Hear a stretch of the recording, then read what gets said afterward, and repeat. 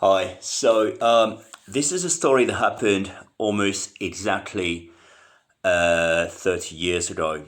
That would set us back to, I think, August, September, maybe a bit later, I think 1996. So at that point, I was a student in Southampton. I was studying fine art. If you remember, I deserted French National Service. That's a different story, really. And I started, I got a place in art school, so that's what I was doing. And I went back to visit my parents, so in Dieppe, so I had to take a train, if I remember correctly, from Southampton to London, London down to New Haven Harbour, and then take the ferry all the way to Dieppe. It's a bit of a trek, really, because I mean the train lines don't really, so you have to go like kind of like that. Anyway, that's a long story. So this is going you don't like that. So I still have some of the clothes. It might be relevant actually that I was wearing that day. So one of them is a green cowboy plaid shirt in pretty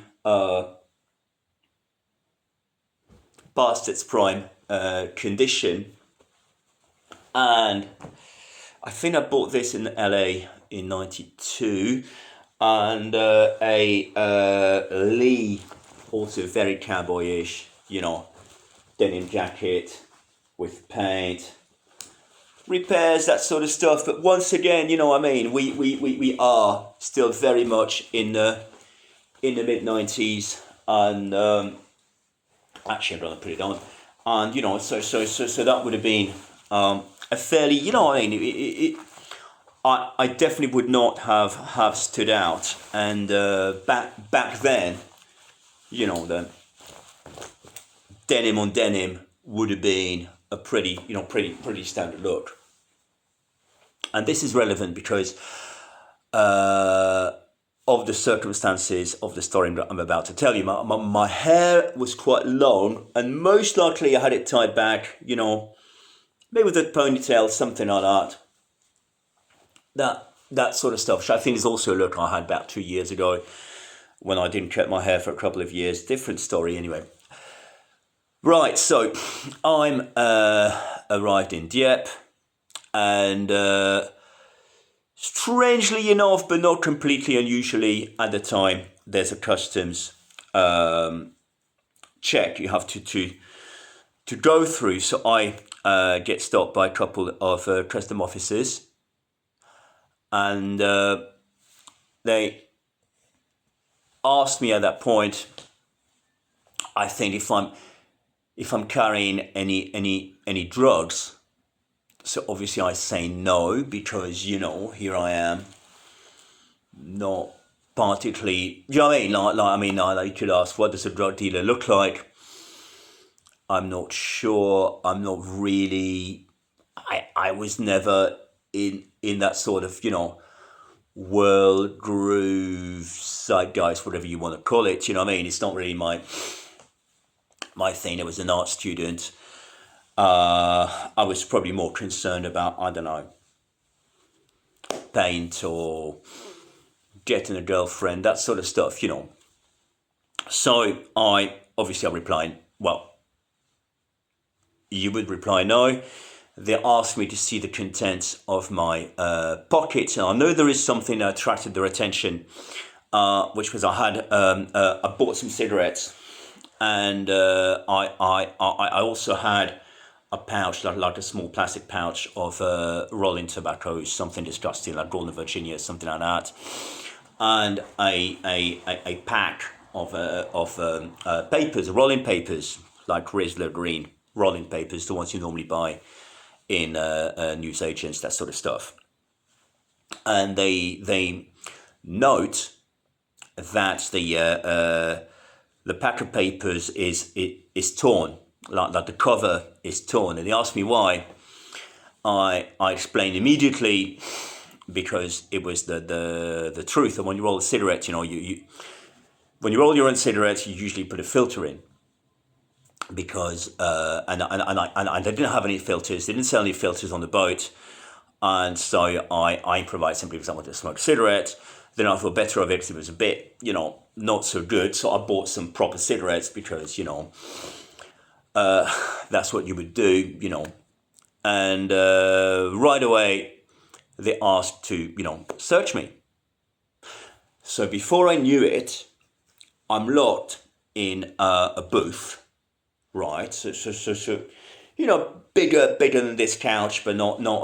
It's a small room really, with these two guys. There's no windows, just a door. The guy locks the door, and I'm just with these two guys, and there's just a desk with a phone, and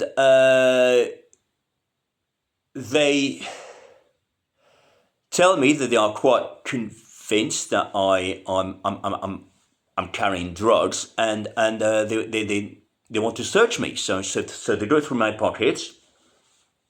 I don't have anything in my pockets, just like, I don't know, coins, notes, because that's what would have been normal at the time, and also keys, train tickets, that sort of shit that people have, in their, that's how they call it, pocket litter, and they're very disappointed with that, very disappointed.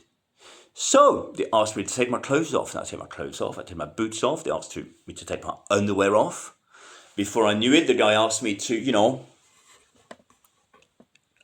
lean over the table, and this guy is like looking inside, my ass, asked me to cuff, and they're very disappointed because they say, okay, I've got to speak up now because they know that either I'm carrying drugs, which obviously I'm not, or I must be some sort of involved in some way with some sort of drug thing, which I never, and I start telling them, the truth, which is, I simply don't know what they're talking about, and I don't have anything to do with that, and I mean, like, fucking, look at me anyway, and so this goes on for a little while. The whole of my belongings are either on the floor. I'm balls naked by that point, right? I'm still balls naked, and the guy is arguing with me when I'm balls naked, and I had magazines, comic strips, stuff like that on the desk, and the guy goes, "Okay, no, you don't understand. You have to talk now, otherwise you're going to end up in front of the judge." And I go, "Okay, well that's great, because I think this is a legal matter now. So I think it would be good if I spoke to the judge." And the guy just punches me in the face. And then he does something really, really strange. He holds my hand, my right hand, like this in the air, and I'm not sure why. And it occurs to me that it's some kind of a judo move, except that in order to immobilize me, except that he doesn't know how to do it. Because normally, if you do that properly, the whole point is you engage the body of the person. You know what I mean? You're trying to immobilize in order to make them lose the balance. That's the whole thing about martial arts. And this guy just holds my hand like this in the air. And then I'm not sure what's going on. Is he doing it because he doesn't know how to do it properly? Or is he doing it because he expects me to react in a certain way? Does that make sense? So I looked at him with my hand in the air, and obviously I'm not immobilized at all. So I turn over to the other guy, and I see that he has his hand on his pistol. And at that point, I understood that I was about to die. Now, I don't know about you, and I know that most people I've told the story to thought they were so fucking tough, you know? All the people I've told that to thought they were hard as fucking nails. But I tell you what, one punch, seen the gun, that was enough for me. At that point, I would have told the guy I killed fucking Kennedy. I did not give a shit. At that point, I would have done anything to save my life. So he punches me, I turn around, and the guy goes, it goes very quickly, and the guy goes, okay, enough of your bullshit, you gotta speak up now. So, you know, that's what I did. But what do you do when you don't know any drug dealers, you're not really connected with, you know what I mean? With that sort of stuff, how do you do it? And I just told the guy, okay, I'm going to talk. And he says, no bullshit now. You have to talk now. So I get, okay. At that point, the guy takes a piece of like yellow pre-printed, you know what I mean, like that customs of cop thing, and just starts writing with a biro, with a pen, with a ballpoint. Just what you call them, ballpoint. Is that what you call that? You guys call these? Anyway, you know, a biro, a thing with ink with a metal ball in the end, right? And he starts writing, and he asks me for my name, my address, blah blah blah blah blah. 15 Andover Road. Is it 15 Andover Road? Anyway, postcode, blah blah blah. He doesn't really get British postcode because, you know, he's an idiot. He doesn't know really that there are countries outside of France probably, and they're asking me for names, for addresses, of drug dealers, and I don't know any, and I start making up names from. You know, I'm thinking, you know, do I know anybody with a memorable like? I mean, you struggle to remember names because, you know, you're in a situation of extreme stress, and so I give him a bunch of made up names, and I say, you know, I don't know, Stephen Smith. 59 Cranbourne Lane, ASO 35, 3AJ, or something like that, you know, make up a number, 020 546 6210. Okay, that, you know what I mean, like that, it doesn't make any kind of sense. Obviously, a bad thing, I don't remember what the area code for Southampton was. 020 is London, obviously I would not have said London, but I mean, you get the picture. And so I ran out of names very quickly because, you know, once again, extreme stress, that sort of stuff. The guy goes, they want more, right? They know this is a big thing. So I remember I had the comic strip and it was Tango, and I looked at the name and I did something really stupid. I see Tango by something Hewlett, James Hewlett. So that's what I do, and I just say, James Hewlett. And the guy goes, okay, is he a big time dealer then? I said, oh yeah, totally, just James. And the name is right in front of him. And I'm not sure what to make out of this. Is it possible? You know, I didn't know what I was doing because once again, you know, you're in what is now, you know, through the internet gave us so many great expressions. So the one that wasn't used at the time is fight or flight, right? This is exactly the situation I'm in now, and it said there'd be no fighting, right? It's mostly like flight. I gotta get the fuck out one way or another because I'm gonna die otherwise. Yeah. And so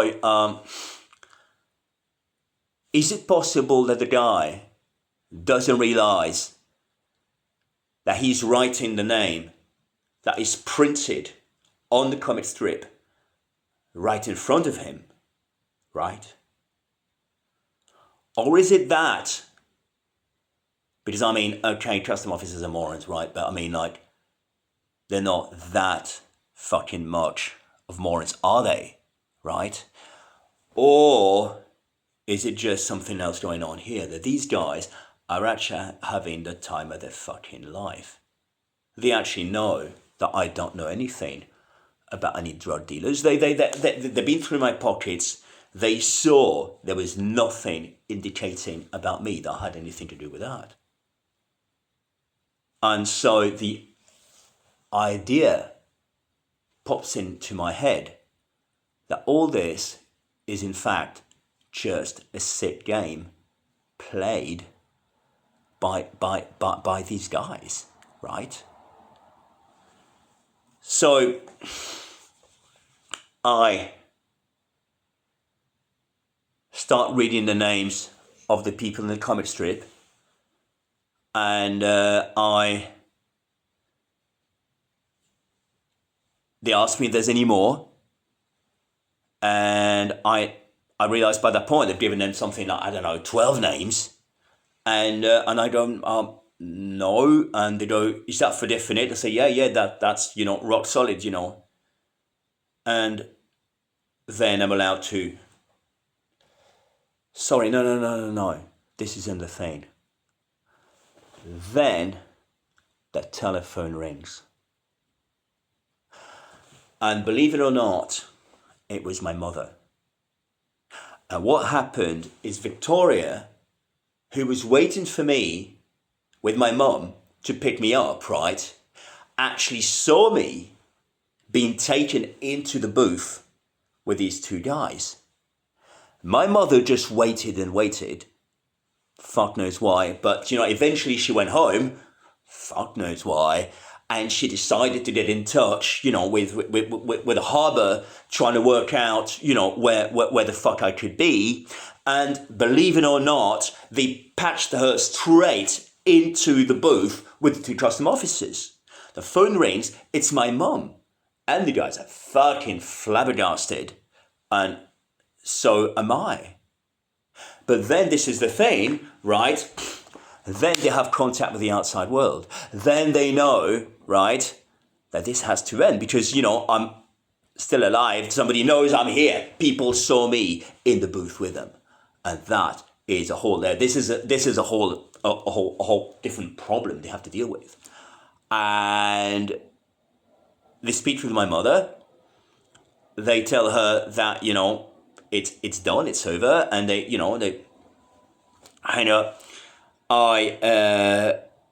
tell me to get dressed. I get dressed, and one of them says something like, "Hey, we didn't tell your mum you do drugs," and I'm like, I'm not even sure how to handle this. How do you handle this? I mean, 1 second I thought I was going to die. And then, the big deal was that my mother would give a shit. Do you know what I mean? This is we're not on the same level of importance, here. And then I'm not so sure. Did they really believe this? Did they really believe that the names were genuine? Did they really believe that they were I was some kind of big time drug dealer? It doesn't make any sense. And as I'm about to walk out, the guys call me back to go back in. And I don't know how to explain that my heart just sank, right? They had their car parked outside. They tell me to get on the back seat. And then they do something really, really, really strange. They drive around the car park while the one in the passenger seat is rolling a cigarette. They put me back in front of the front door. They tell me to get out. I'll go out. The one who was rolling the cigarettes lights it, takes a drag, blows it into my face, and they're gone. I went home, and immediately, I called the cops. I called the harbour, the harbour authority to complain about this, to complain about what happened. I thought there was something really serious happened to me. And the person on the phone right away tells me I'm making a mistake, and because there was no customs in Dieppe that day. That's it.